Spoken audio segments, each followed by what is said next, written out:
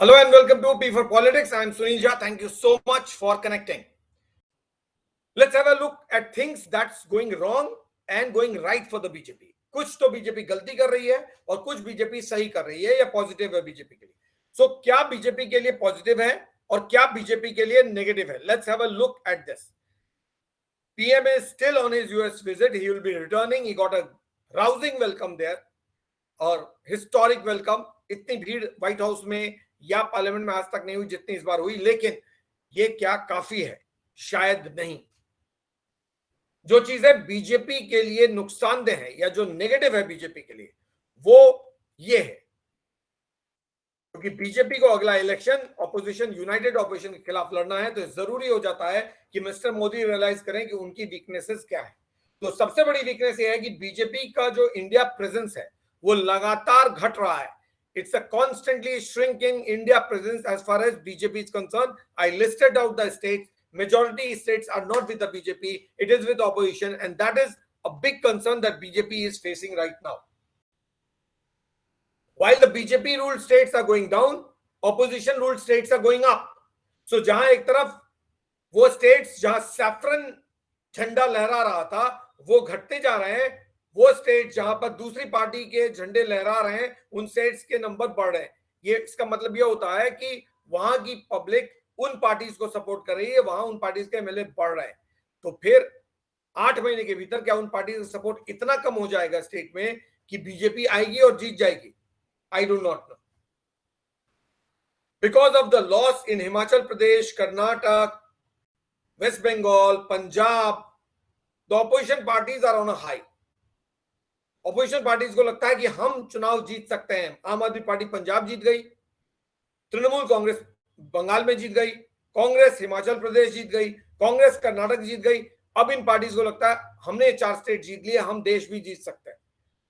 लोकसभा चुनाव से पहले 4 मेजर स्टेट्स में इलेक्शन होने हैं. MP, Rajasthan, Chhattisgarh, and I think one state is Jharkhand. Either it is Jharkhand or it is Telangana, either of the two states. So these 4 states are going to poll before Lok Sabha. वो काफी कुछ बता देंगे कि आखिर लोकसभा का picture क्या होगा. लेकिन अगर बीजेपी उनमें से जीत भी गई उन स्टेट्स में, जो स्टेट्स हार गई है उसका क्या? BJP is extremely weak in the south. So extreme weakness in south is something that is hitting BJP every election. BJP is not able to take driver's seat in big states like West Bengal, Punjab, Maharashtra and Bihar. Maharashtra also in terms of assembly, they do not have too many seats. They are in par because of an alliance. But on its own, BJP is not able to sweep these states. So West Bengal is one of the strong weak point for BJP. Punjab BJP is not able to come up despite such a long alliance with Akali Dal. Maharashtra, they are still somehow managing elections because of alliance, and Bihar again managing elections because of alliance. On its own, they have not been able to come to par in any of these states. What is also important, let me prompt a picture, and that picture is extremely relevant. You must have a look at this picture. These are 4 leaders: Jyotiraditya Scindia, Captain Amrinder Singh, Suvendu Roy, and Hemant Biswa Sarma. Now, the reason why I am prompting this picture is, जब BJP की बात आप करेंगे तो BJP के जो successful leaders में इस वक्त या बीजेपी के ग्रोथ में जिन लीडर्स ने कंट्रीब्यूट किया है उनमें से बहुत सारे लीडर्स बीजेपी के हैं ही नहीं. वो कांग्रेस से आ रहे हैं या दूसरे अपोजिशन पार्टी से आ रहे हैं. And this import of leaders from other political parties could be a strong point, but could be a weak point also, because BJP is showcasing that it doesn't have strong leadership of its own. And that's the reason that it has to import leaders from other political parties, because if it doesn't import leaders from other political parties, the performance will not be as good as maybe it is. So 4 big leaders, Amrinder Singh, Jyotiraditya Scindia, Suvendu Roy, and Hemant Biswa Sarma, all these people have left the Congress party to join the BJP. So if MP, Assam, Punjab, or West Bengal, if BJP is able to make some noise, is not because of its own leaders. ये वो leaders हैं जो कांग्रेस छोड़कर BJP में आए हैं और BJP में आकर बीजेपी को आगे बढ़ा रहे हैं. इस बात की कोई गारंटी नहीं है कि कल अगर बीजेपी इलेक्शन हार जाती है तो क्या तब भी इन लीडर्स का कमिटमेंट उतना ही स्ट्रांगली बीजेपी के साथ रहेगा जितना आज है, या फिर कुछ और. क्योंकि बहुत सारे पॉलिटिकल पार्टी में बहुत सारे लीडर्स बाहर से आते हैं और वो रह जाते हैं. हो सकता है ऐसा ही हो, लेकिन फैक्ट ये है कि ये वो लीडर्स नहीं है जिनको पार्टी ने आगे बढ़ाया. ये वो लीडर्स हैं जिन्होंने अपना पांव कहीं और जमाया है और वहां से यहां इंपोर्ट होकर आए हैं और बीजेपी को आगे बढ़ा रहे हैं. And that is one thing which is extremely important, because if BJP is growing, it is not just because of its own party or RSS or the cadre, it is also because of leaders like Mr. Suvendu Roy or Himant Biswa Sarma, Jyotiraditya Scindia and Captain Amrinder Singh, that BJP is able to do what it is doing. So in 4 leaders का बहुत बड़ा एक, ये चारों leaders बहुत बड़े indicator हैं कि बीजेपी का ग्रोथ अंदर वालों से ज्यादा बाहर वालों पर भी डिपेंड करता है.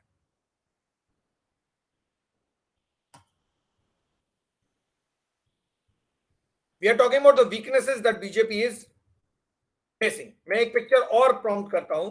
Again, that is a very important picture which you need to have a look at. अब इस पिक्चर में आपको बीजेपी के पुराने लीडर्स नजर आएंगे. मैं पुराने लीडर्स को के पिक्चर को क्यों प्रॉम्प्ट कर रहा हूं? ये मैं इसलिए प्रॉम्प्ट कर रहा हूं कि बीजेपी के पास आज अगर कमी है किसी चीज की तो वो है अच्छे स्पीकर्स की. ऐसे लीडर्स नहीं है जिनका ओरेटरी स्किल्स, यानी the way they talk, the way they address people, वो इतना स्ट्रांग हो कि केवल उनके ओरेटरी के कारण लोग इन्फ्लुएंस हो जाए. एक वक्त था when you had mister Vajpayee, let me hide this sticky note and you will be able to see, you had leaders like mister Vajpayee, Lal Krishna Advani, Sushma Swaraj, Arun Jaitley, Rajnath Singh. Rajnath Singh is still there but not as vocal as he was. Jaswant Singh, Yashwant Sinha, Uma Bharti, Pramod Mahajan, they were firebrand leaders. इनका speech इतना effective था कि जब parliament में debate होता था लोग सिर्फ इनका स्पीच सुनने के लिए बैठते थे. आज बीजेपी के पास ऐसे लीडर्स नहीं है जो स्पीच देने में इतने माहिर हों कि लोग उनको सुने. ये बहुत बड़ी वीकनेस है जो बीजेपी में हो गई है. BJP is lacking strong speakers. Arun Jaitley के डेथ के बाद, सुषमा स्वराज के डेथ के बाद, प्रमोद महाजन के डेथ के बाद, वाजपेयी के डेथ के बाद लीडर्स की कमी हो गई है बीजेपी में जो अच्छा बोल सकते हैं. ऐसे में जो क्राउड पुलर्स हैं आपके पास कम हो गए हैं. आप होल हार्टेडली इस वक्त सिर्फ 2 लीडर्स पे डिपेंड कर रहे हो. अगर आप बीजेपी की बात करेंगे तो बीजेपी इस वक्त मैसिवली इन 2 लीडर्स पर डिपेंड कर रही है. एक है मिस्टर नरेंद्र मोदी और दूसरे है mister Yogi Adityanath. So lack of a strong second rung national leader after Mr. Modi is one of the biggest negative that BJP is facing right now, according to me.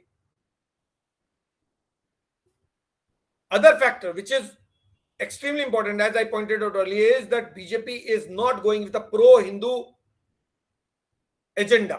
If you do not go in elections with a pro-Hindu agenda, then how are you expecting to win elections? With whose support? Whose support are you expecting?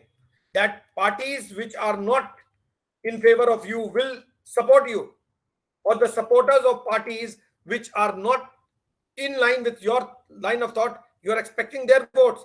You can win only and only if Hindus wholeheartedly and fully in a strong manner back you. अगर Hindus back करेंगे तो आप चुनाव जीतोगे.